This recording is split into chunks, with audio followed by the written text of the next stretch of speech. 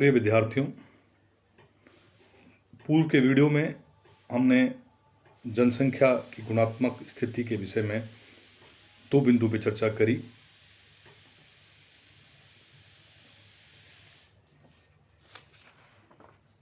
साक्षरता के विषय में और लिंग अनुपात के विषय में। आज हम बात करेंगे आपसे आयु संगठन के विषय में। आयु संगठन के अंतर्गत विभिन्न आयु समूह के लोगों को शामिल किया जाता है।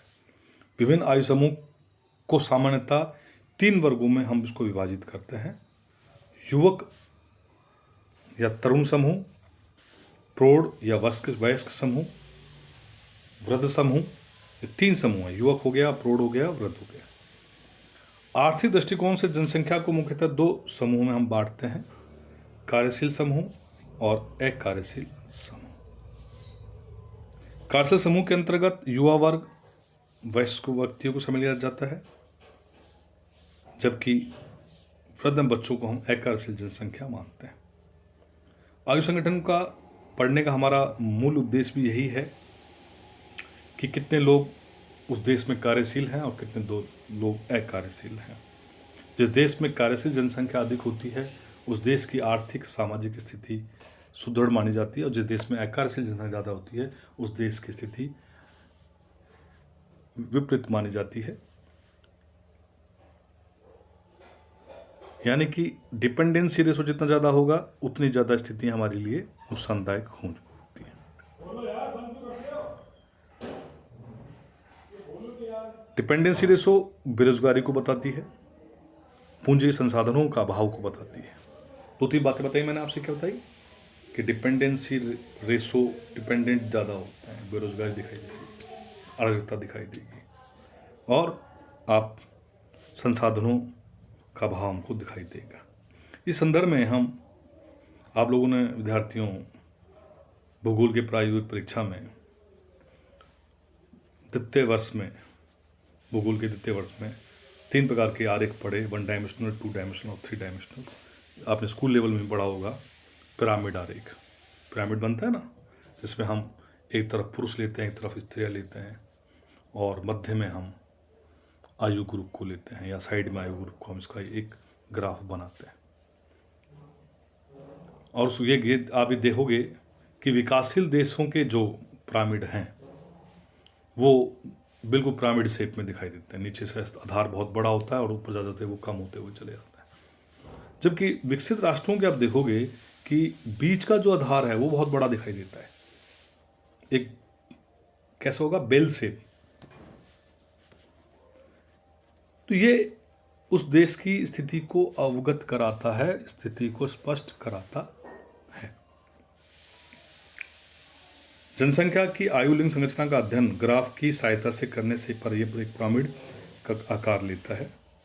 जैसे जैसे आयु लिंग पिरामिड में हम बात करें तो विस्तारित होती जनसंख्या का ग्राफ त्रिभुजाकार होता है। इसका चौड़ा आधार यह दर्शाता है कि जनसंख्या का अधिक भार निम्न वर्ग का है, जो उच्च जन्म दर का सूचक है। हाई फर्टिलिटी को बता रहा है। बात को भी ढंग से सुनना। क्या बोला कि जनसंख्या का जो बीच आधार है वो निम्न वर्ग को सूचित कर रहा है और उच्च जन्म दर का सूचक है। इस प्रकार का पिरामिड नाइजीरिया के लिए उपयुक्त है, बांग्लादेश और मैक्सिको के लिए, जैसे कम विकसित देशों के लिए पिरामिड इस प्रकार का होता है। यहाँ जनसंख्या कैसे होती है? Expanded in population. मैं इसलिए वर्ड्स के बोला एक्सपेंडेड इन पॉपुलेशन, विस्तारित होती जनसंख्या।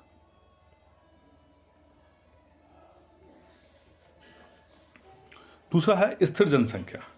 इस प्रकार की विशेषता वाली जनसंख्या का पिरामिड घंटी के आकार का होता है। शुरू में जब जन्म दर और मृत्यु दर दोनों समान रहती हैं, बाद में कमी आने पर पिरामिड का शीर्ष सिकुड़ जाता है। इस प्रकार का विशेषता ऑस्ट्रेलिया में देखने को मिलती है। और तीसरा होता है ह्रासमान जनसंख्या, डिक्लाइनिंग पॉपुलेशन।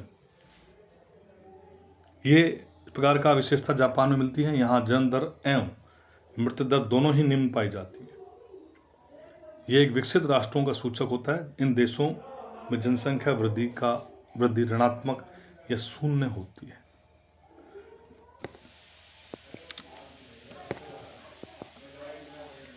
तो प्रिय विद्यार्थियों, जनसंख्या के हमने इस वीडियो में ये बात करी कि आयु संगठन में हम आयु लिंग पिरामिड के विषय में हमने चर्चा करी, किस प्रकार से ये हम देखते हैं। विकासशील देशों में त्रिभुजाकार हमें क्यों देखने को मिलता है, विकसित देशों में हमें घंटीय अनुमा क्यों देखने को मिलता है, उसका बेसिक आधार हमें मालूम है कि वहाँ की जनसांख्यिकीय स्थिति, संरचना, डेमोग्राफिक कंडीशंस किस प्रकार की है। तो डेमोग्राफिक कंडीशन जितनी ज़्यादा स्ट्रांग होगी उस देश की, उस देश के राष्ट्र की स्थिति उतनी ही ज़्यादा विकसित और मजबूत हमें देखने को मिलेगी। तो विश्व जनसंख्या के हम जब अध्ययन करते हैं या जनसंख्या के विषय में, तब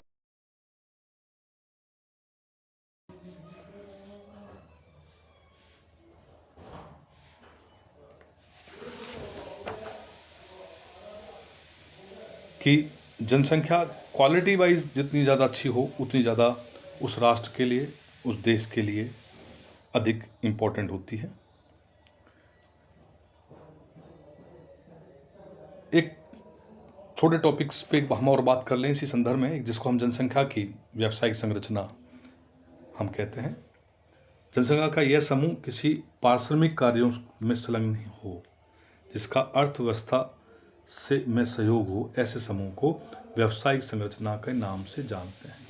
तो 15 से 59 साल के बीच के लोग, मैंने बताया ना अभी आपसे, जो 0 से 14 वर्ष के लोग और 60 से ऊपर के लोग डिपेंडेंट होते हैं, और इसके बीच के लोग क्या होते हैं, कार्यशील होते हैं। जनसंख्या जो विभिन्न कार्यों में लगे होकर उन लोगों का भरण पोषण करते हैं। इस प्रकार के समूह में बच्चे, वृद्ध, गृहिणी, वह आदि आते हैं। किसमें? डिपेंडेंट्स के अंदर। व्यावसायिक वर्गीकरण का प्रमुख रूप से प्राथमिक क्रियाओं के अंतर्गत, जहां कृषि, मत्स्य पालन, आखेट, वानिकी, तृतीय क्रियाओं में निर्माण,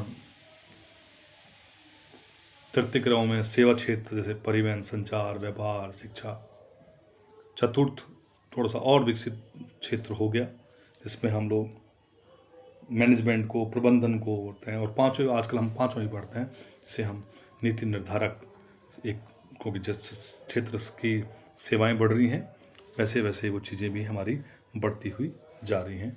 तो वो पांचवा, तो हम 5 प्रकार के हम व्यावसायिक संरचना देखते हैं। प्राथमिक कार्य में लगे हुए, द्वितीय कार्य में लगे हुए, तृतीय कार्य में लगे हुए, चतुर्थ कार्य में लगे हुए और पंचम कार्य में लगे हुए।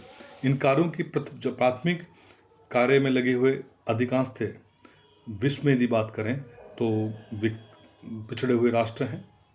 द्वितीय में वो राष्ट्र हैं जो पिछड़ेपन से निकलकर एक संरचनात्मक ढांचा अपना तैयार कर रहे हैं। तृतीय प्रकार के लोग वो हैं जिन्होंने औद्योगिक अवस्थापन में वृद्धि करने के साथ साथ सेवा क्षेत्र में भी अपने को तेजी से विकसित किया है। तो प्रिय विद्यार्थियों, हमें जनसंख्या की गुणात्मक संरचना के अध्ययन के साथ साथ हमें उनके विषय वस्तु के विषय में हम लोगों ने बात करी। अगले वीडियो में हम जनसंख्या के एक मूलभूत सिद्धांत के विषय में चर्चा करेंगे। अभी के लिए इतना ही। धन्यवाद।